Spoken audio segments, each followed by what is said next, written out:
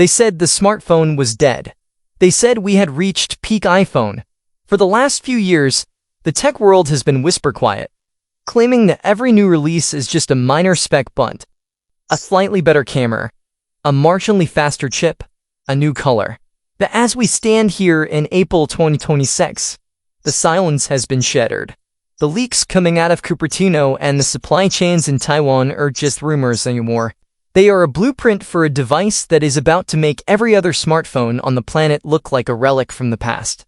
This is the iPhone 18 Pro Max. It is the most dangerous phone Apple has ever built. Why is it dangerous? Because for the first time in a decade, Apple is breaking its own rules.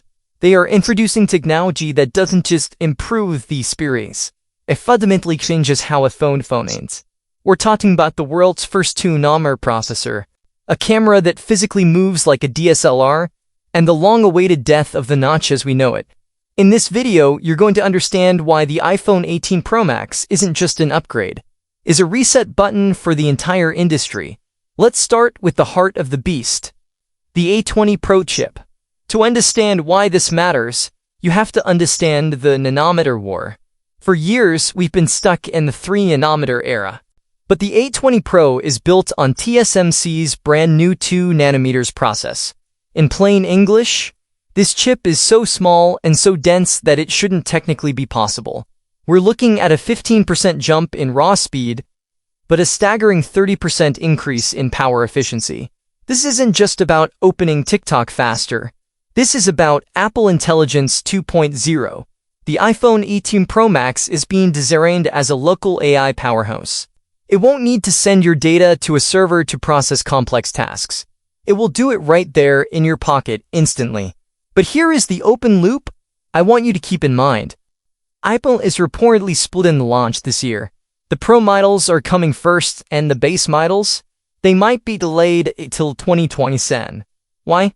Because the tech inside this Pro Max is so difficult to manufacture that Apple can't make it for everyone. They are betting everything on the Pro user. Now look at the screen. For years, the dynamic island has been the center of conversation.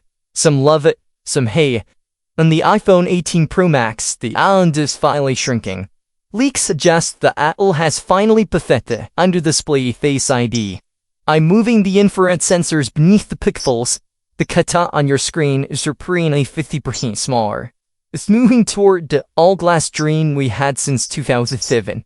And with the new tandem OLED technology, borrowed from the iPad Pro, this screen will hit 3000 nits of peak brightness. It'd stand in the middle of the Mojave Desert at noon, and the screen would still look like a vivid painting. With the new reason people will spend $1,000